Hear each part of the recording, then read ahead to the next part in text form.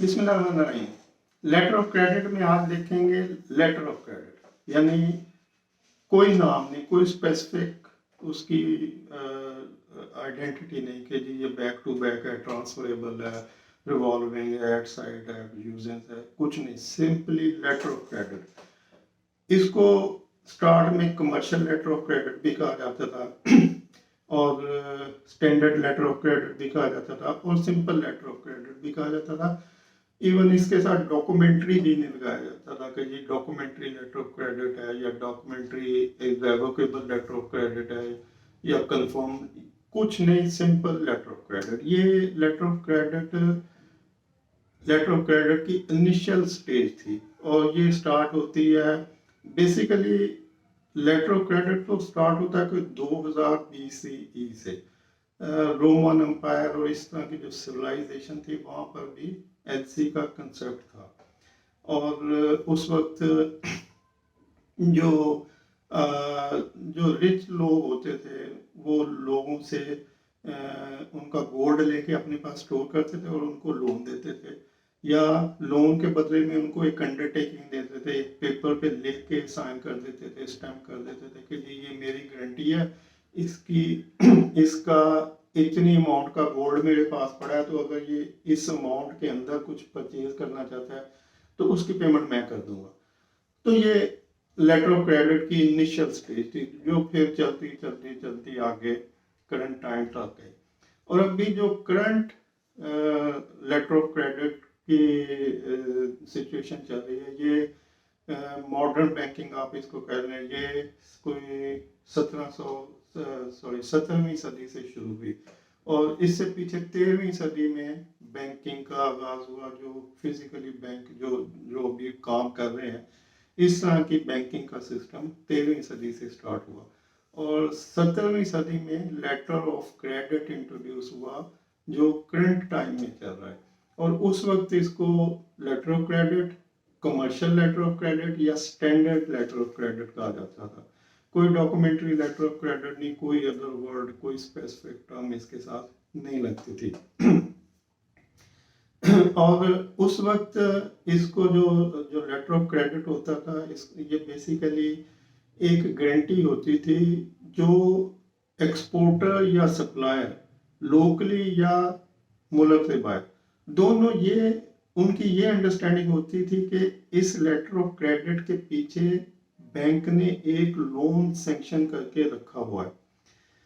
यानी इंपोर्टर या बायर अगर वो लोकल मार्केट से कर रहा है कुछ परचेज तो बायर, और अगर किसी दूसरे मुल्क से कर रहा है तो इंपोर्टर बैंक को अप्लाई करता था कि जी मुझे इतनी अमाउंट की मैंने इंपोर्ट करनी है या लोकल परचेज करनी है तो मुझे एक लोन सैंक्शन कर दें और उस लोन की जो अमाउंट है उसका मुझे लेटर ऑफ क्रेडिट दे दें। मुझे फिजिकली पैसे नहीं चाहिए, यानी मुझे पैसे आप मुझे ना दें, आप मेरा लोन अपने पास रखें और मुझे एक लेटर ऑफ क्रेडिट इशू कर दें।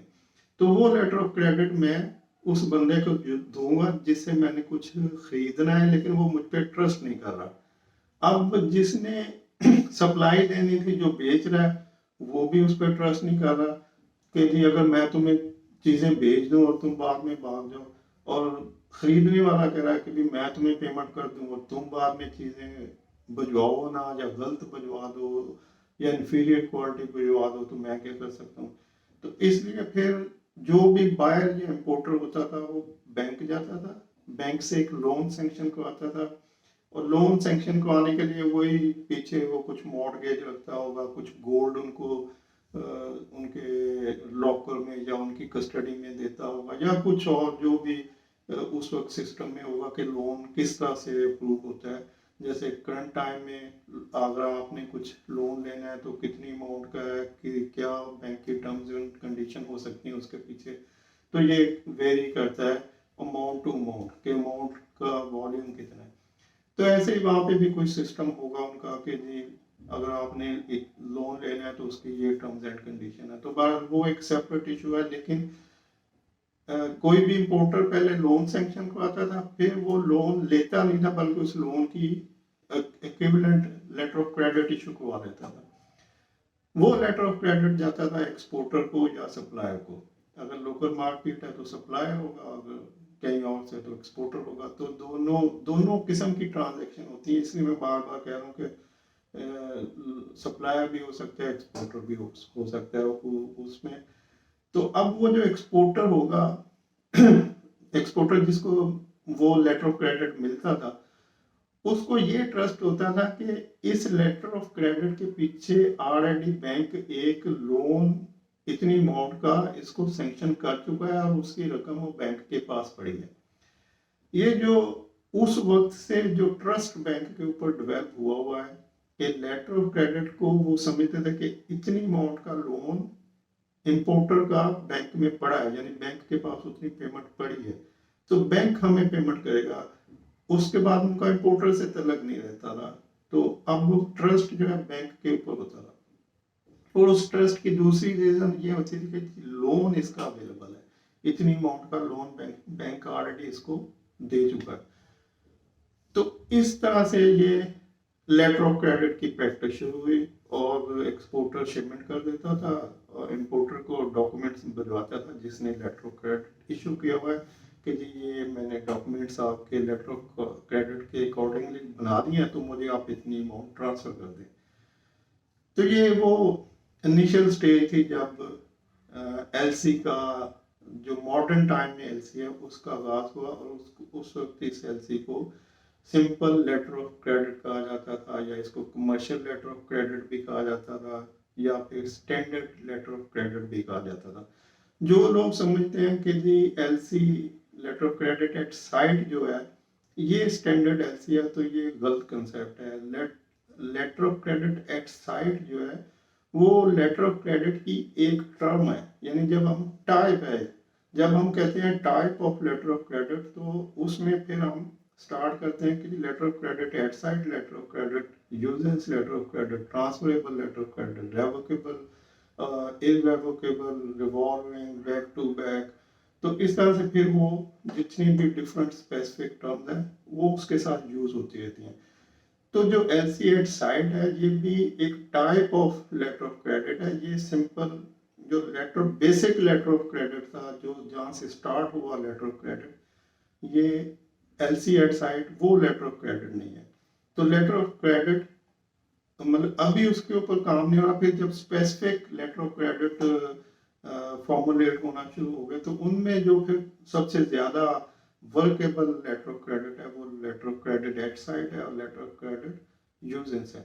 बल्कि जो लोग एक्सपीरियंस्ड हैं और जो समझदार हैं तो वो letter of credit at sight से भी ज्यादा जो powerful trustworthy letter of credit है इंपोर्टर के लिए, वो लेटर ऑफ क्रेडिट यूजेंस है।